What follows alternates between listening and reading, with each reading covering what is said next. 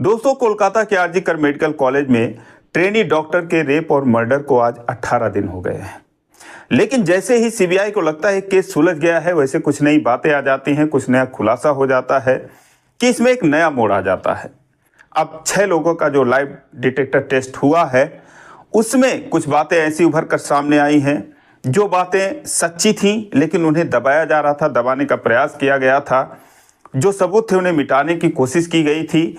ये भी बातें सामने आई हैं और कुछ ऐसी बातें भी जो पूरी तरीके से झूठ थी, निराधार थी, लोगों के बीच में फैली हुई थी, ये बातें भी निकलकर सामने आई हैं। तो कुल मिलाकर क्या कुछ हुआ है उस दिन, जो संजय राय के साथ और 4 लोग थे जो सीसीटीवी कैमरे में देखे गए थे, वहां पर वो क्यों थे, उनका क्या रोल था, उनके क्या नाम थे, ये सारी चीजें सीबीआई ने उजागर की हैं और किन किन लोगों का इसमें हाथ था, ये सारी चीजें सामने आई हैं। तो आइए जानते हैं पूरी सच्चाई एक एक करके इस वीडियो में। लेकिन वीडियो में आगे बढ़ने से पहले बस वही रिक्वेस्ट कि वीडियो को लाइक कर दीजिए, चैनल को भी सब्सक्राइब कर लीजिए ताकि मेरा हौसला बढ़ता रहे। अब दोस्तों, उस दिन जो भी कुछ हुआ 37 मिनट के अंदर 4:03 से लेकर 4:40 तक उसकी कहानी हम बताएंगे। लेकिन उससे पहले जो 4 लोग थे उस दिन और उस लेडी डॉक्टर के साथ, या तो उनके साथ थे या फिर उनके करीब थे, उनकी कहानी जानते हैं कि आखिर वो लोग कौन थे। एक एक करके जानते हैं। उनमें से एक का नाम होता है अर्को, एक का नाम होता है सौमित्र, एक का नाम होता है गोमल और एक का नाम होता है शुभदीप। 5वां जो था वो संजय रॉय था। तो जो अर्को होता है वो फर्स्ट ईयर का स्टूडेंट पीजीटी, और जो सौमित्र होता है वो भी फर्स्ट ईयर का स्टूडेंट।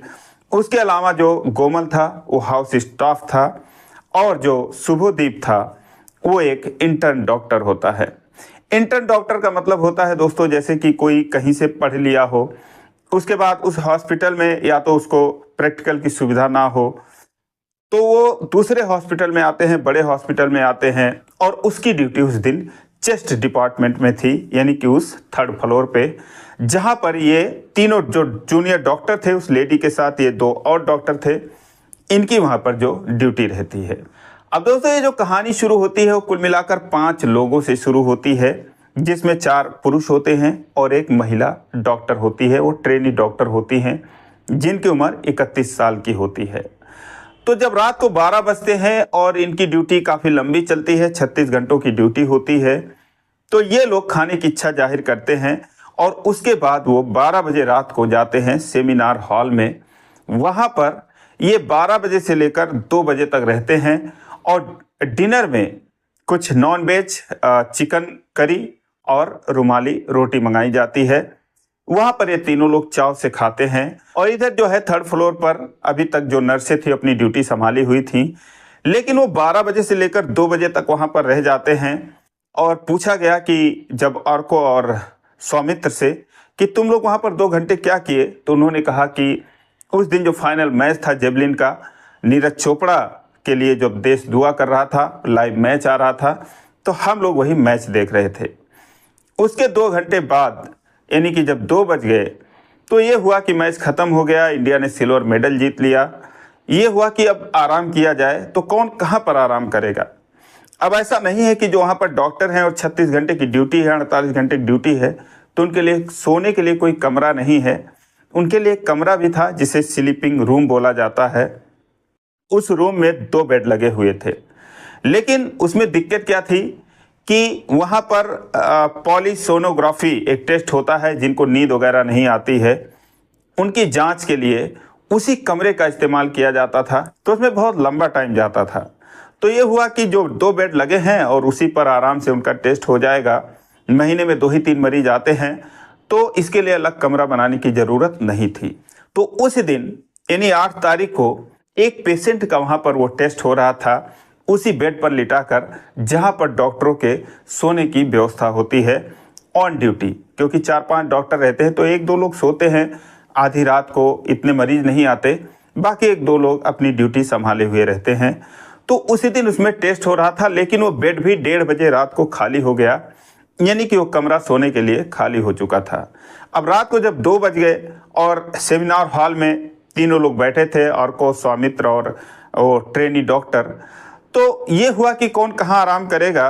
तो चूंकि वो जो डॉक्टर थी, इन दोनों से 1 साल की सीनियर थी, तो डिसीजन उन्हीं को लेना था कि जो वो कहेंगी वही होगा।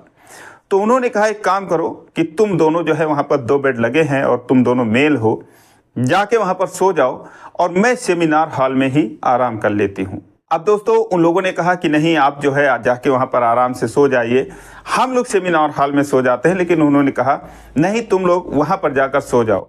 और इसकी एक वजह भी थी, क्योंकि वो सीनियर थी और ये लोग जो थे जूनियर डॉक्टर थे।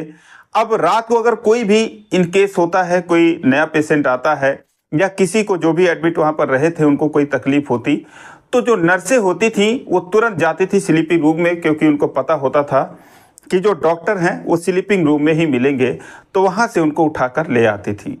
तो शायद इसीलिए इन्होंने सोचा कि यहाँ पर मैं रहूँगी तो कोई आएगा नहीं, मैं आराम से सो जाऊँगी, और नर्सों को ज़रूरत होगी तो स्लीपिंग रूम में जाएंगे तो अर्को को या सौमित्र को वहाँ से जगा कर ले जाएंगे और काम हो जाएगा।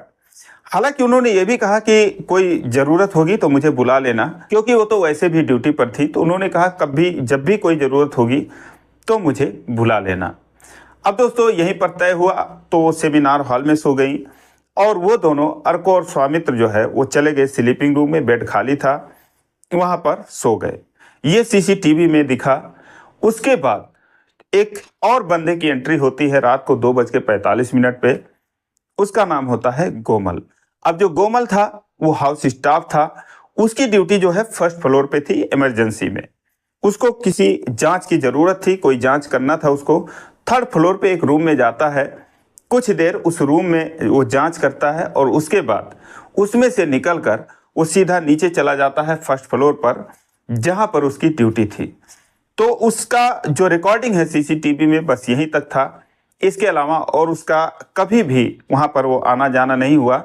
उसके बाद की जो उसकी रिकॉर्डिंग थी वो 1st फ्लोर पे थी, वो सुबह तक वहीं पर था। फिर जो है कोई नहीं दिखा सीसीटीवी में। अब उसके आधे घंटे बाद करीब 3:15 बजे जो शुभदीप होता है वो भी इमरजेंसी से 1st फ्लोर से आता है, जो कि एक इंटर्न डॉक्टर था। वो आता है तो उसके लिए इंटर्न डॉक्टरों के लिए भी वहाँ पर 3rd फ्लोर पर रेस्ट रूम होता है, जो कि नॉन एसी था, जिसमें एसी नहीं लगा था, क्योंकि इंटर्न डॉक्टर के लिए नॉन एसी रूम था। वो आता है और सीधा जाता है इंटर्न डॉक्टर के रूम में, वहाँ पर वो सो जाता है। उसके बाद यहाँ से उसकी भी रिकॉर्डिंग ख़त्म हो जाती है। अब ये सारे लोग सो रहे थे, स्वामित्र और अर्को स्लीपिंग रूम में। इंटर्न रूम में जो है वो शुभदीप सो रहा था और जो गोमल था वो तो अपना काम करके 1st फ्लोर पर चला गया था। सब कुछ सन्नाटा था। तभी 4:03 पर, एग्जैक्ट 4:03 पर संजय रॉय की एंट्री होती है। अब दोस्तों यहाँ आने से पहले संजय रॉय जो था वो पूरे हॉस्पिटल का खाक छान रहा था कि कहीं कोई मुझे मिल जाए जिसके साथ मैं ये काम कर सकूं। इसके लिए वो कभी इस रूम में झांकता, कभी उस रूम में झांकता, यहाँ तक कि ऑपरेशन थिएटर में भी वो जाकर देख आया, क्योंकि रात का जब समय होता है, जब किसी को नींद आती है तो नींद जगह नहीं देखता, जमीन नहीं देखता कि कहाँ पर कौन सो जाए। तो ऑपरेशन थिएटर में भी जो है कभी कभी सिस्टर या डॉक्टर सो जाती थी, उसे सारी चीज़ें पता थी। इसीलिए वो ऑपरेशन थिएटर में भी ढूंढ रहा था कि कोई अकेली नर्स या डॉक्टर मिल जाए, कोई महिला मिल जाए जिसके साथ मैं अपने काम को अंजाम दे सकूं। लेकिन जब वहाँ कोई नहीं मिलता उसको, उसके बाद वो सेमिनार हॉल में आता है उसी तलाश में। सेमिनार हॉल में आता है। अब वहाँ पर दुर्भाग्य से जो ट्रेनी डॉक्टर थी वो सोई हुई थी। उसकी नज़र उन पर पड़ती है तो वो सोचता है कि चलो मैं जो ढूंढ रहा था वो मुझे मिल गया।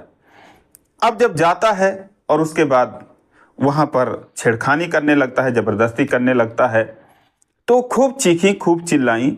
लेकिन सवाल ये था कि उस रूम के जस्ट, सेमिनार हॉल के जस्ट सामने वो स्लीपिंग रूम था जहाँ पर 2 लोग सोए हुए थे।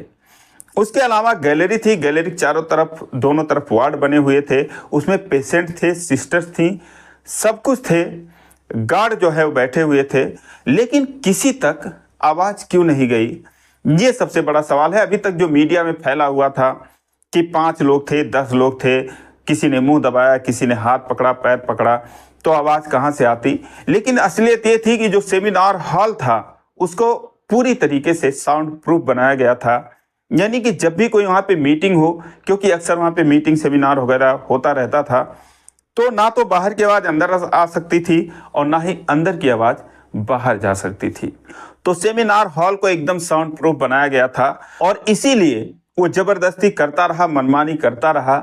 डॉक्टर चीखती रही, चिल्लाती रही, लेकिन किसी के कानों तक आवाज नहीं पहुंची।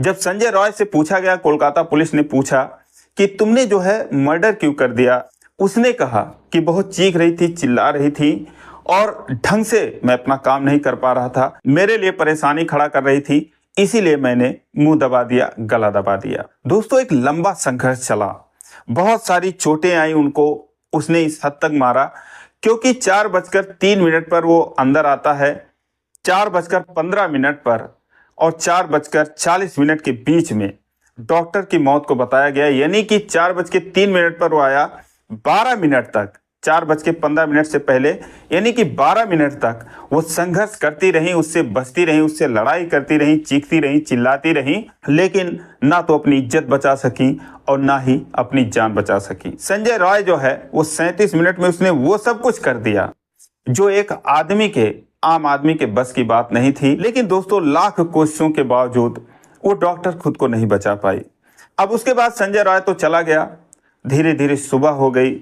जब वहाँ पे HOD आए, यानी हेड ऑफ डिपार्टमेंट आए और सीनियर डॉक्टर आए और मरीज आने लगे, तो ये हुआ कि ड्यूटी पर कौन कौन है। उन लोगों ने बोला हम सारे लोग हैं। फिर बोले जो तुम्हारी सीनियर है वो कहाँ पर हैं।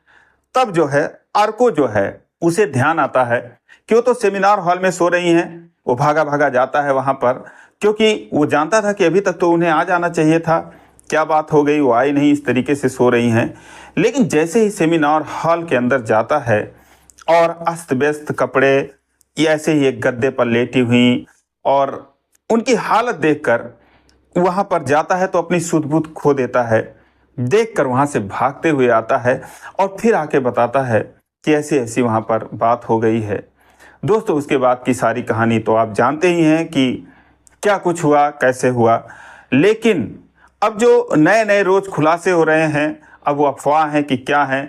कोई कह रहा है डॉक्टर के कपड़े जो है वो प्रिंसिपल के कार में मिले हैं और उनके खून मिले। तो ये सब बातें बात की बात है, जब तक इसमें कोई नया खुलासा नहीं हो जाता, कोई बड़ा खुलासा नहीं हो जाता। क्योंकि जो CBI है उसने कहीं ना कहीं ये हिंट दिया है कि कुछ बड़ा होने वाला है।